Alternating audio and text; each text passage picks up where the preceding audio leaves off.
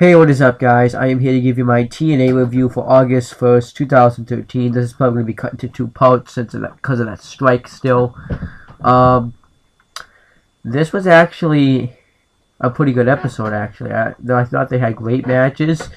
And I thought the build-up towards the Hardcore Justice show was pretty damn good. So, let's get right into TNA.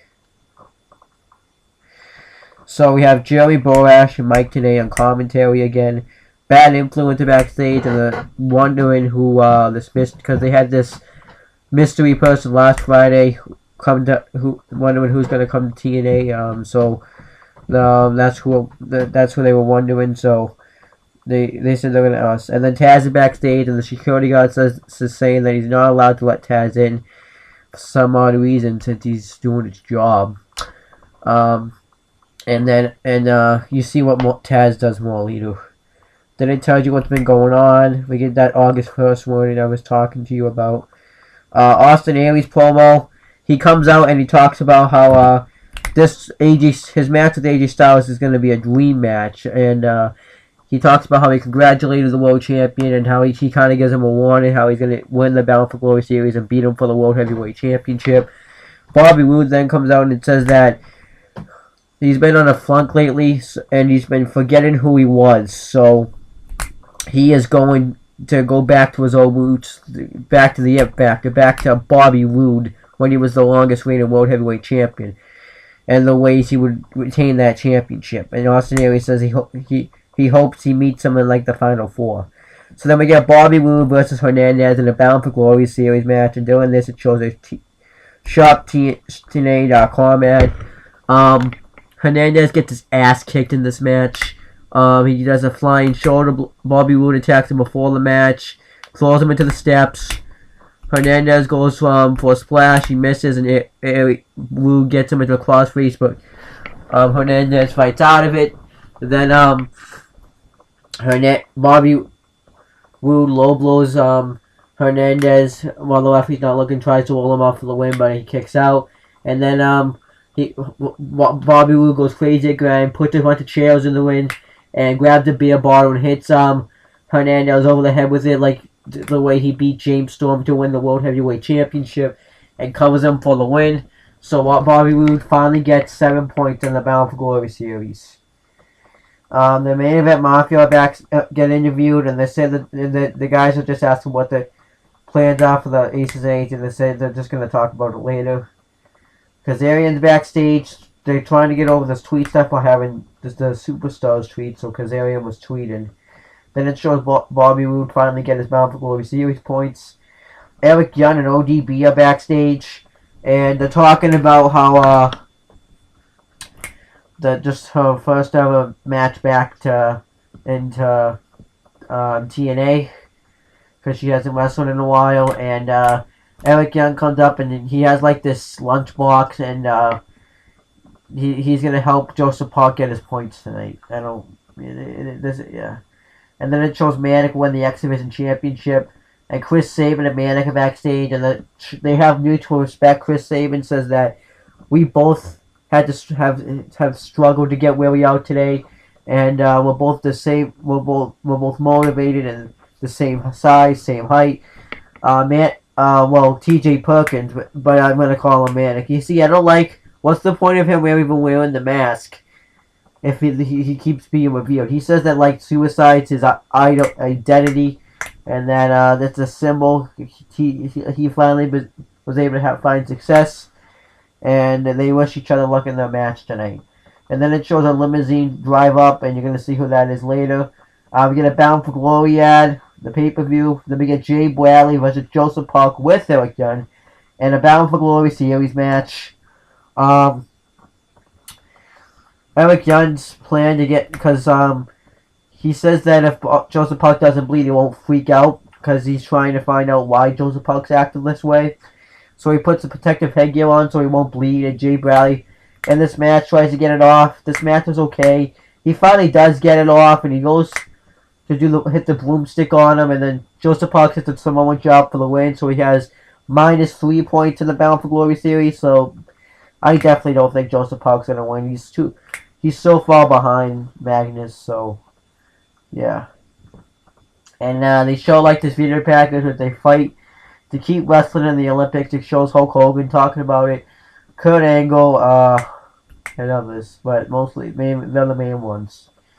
The main event Mafia backstage. Instant talks about how they finally complete, how they're halfway into their goal to take it on Aces for why they came back together.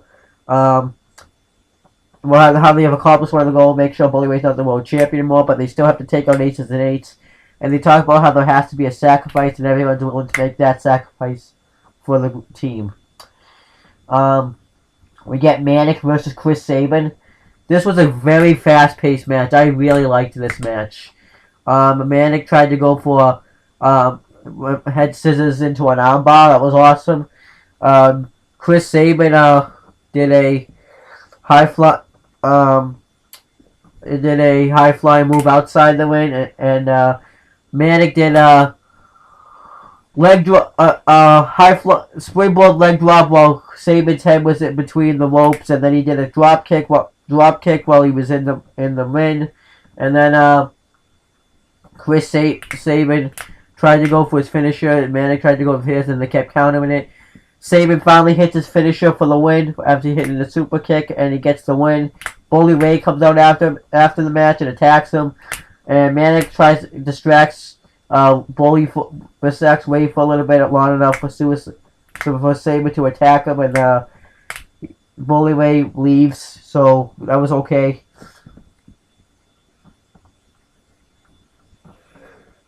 Yeah, that's fine. And then it shows the limousine drive up again, and this time Taz tries to spoil the moment of who it is, but it's just the video pack, the laptop with the video package playing. ODB and Gail Kim backstage headed to the match. James Storm's backstage tweeting.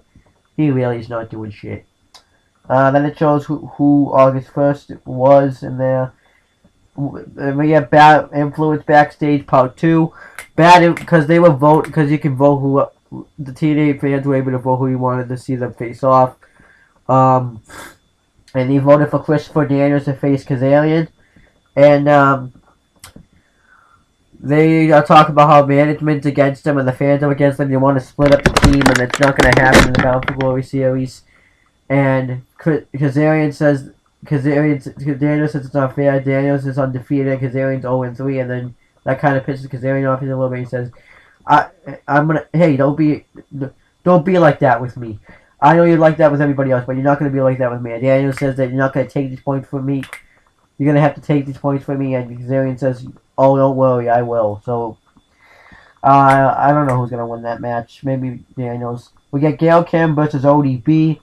Okay match here. Gail Kim tries to go for the figure 4 on the outside, but she fails, and then she sends ODB head first into the steps, and Gail Kim and ODB brawl on the outside. The referee declares it a double counter, and they continue to brawl. AJ Styles is backstage, and he's saying that it's BS that he has to face Aries, that he had to face Hardy last week, and that this match with Aries is just a nightmare. SharpTNA.com ad. Aces and Eights are backstage, and Bully Ray says all he's concerned about is the TNA World Title, so he wants Anderson to handle the main event Mafia business. So then we get Austin Aries versus AJ Styles in another Bound for Glory series match. This was a damn good match. Aries hits a flying chop on the outside, springboard one. He goes for he gets Styles in the last chancery, and then Styles gets him in the calf killer submission hold. And they did other moves too, like the drop kicks, the suplexes, and then on one part of the match, Aries Aries gets front face suplex on the stage area, and then AJ Styles goes for the Styles Clash. Aries counters and backdrops him off that little stage setup thing that they have, and then Aries tries to do the suicide dive, but he misses, and he goes rib first into the steps, and then they both are able to make the count back into the ring. AJ Styles hits a Pele kick, and Ailey's shoulder falls on Styles, and he gets the 7 points. He gets 21 points. So I was fine with this. I liked the match, and I liked the way that Ailey's won. And it wasn't like a move that he won. It was, but he actually won because it was Styles' own fault. So I liked that. And then the main event Mafia are backstage again. The main event Mafia come out to offer the Aces and Eights what they want. And they challenge, I'm just going to get it short and simple, they challenge Aces and Eights to a 5-on-5, well, I think it's going to be a 5-on-5 tag match, and whoever gets pinned in the match has to leave TNA forever. So it's probably going to be, all the main event Mafia. It's probably going to be Garrett, Devon, Wes, Anderson, and, Knox, that's everyone. And I think Mike Knox is going to... It's either going to be Mike Knox... Actually, it's going to be Mike Knox. That's going to be the one that gets pinned or submitted. Because, I also forgot to mention that Brooke Hogan came out to Bully Ray and talked about that there's like a little clause in the TNA contract about the marriage. And I'm assuming that if Bully Ray probably doesn't win the title, him and Brooke are going to get divorced. So, anyways, as I was saying, I think Mike Knox is going to be the one that has to leave TNA. Magnus and Samoa, if on the main event Mafia side, the only one that can really leave is either Kurt Angle, which I kind of would like him because I wouldn't mind him going back to WWE. Sting, I could see him leaving and hanging up his boots. I could see Magnus and Samoa Joe aren't going to leave because they're in the Bound for Glory series. Rampage Jackson, I don't see him getting pinned. That's about it. So I don't know if I could... And you could do, but for the Aces and Eights side, I could see Mike Knox getting pinned. I could see, Wes, and I could see Garrett getting pinned. But I think the main event Mafia is going to pull out the win, and Mike Knox is going to be the one to leave. I don't like Mike Knox, so I want him to leave. Just like even though I knew Saban was going to beat Manic, I rooted for Manic to win, because I'm a big Manic fan, even when he was Suicide, so... That's my TNA review. I'm going to be back tomorrow to do my SmackDown review. I don't really feel like watching SmackDown again because it's kind of late. So that's pretty much it, guys. See you later.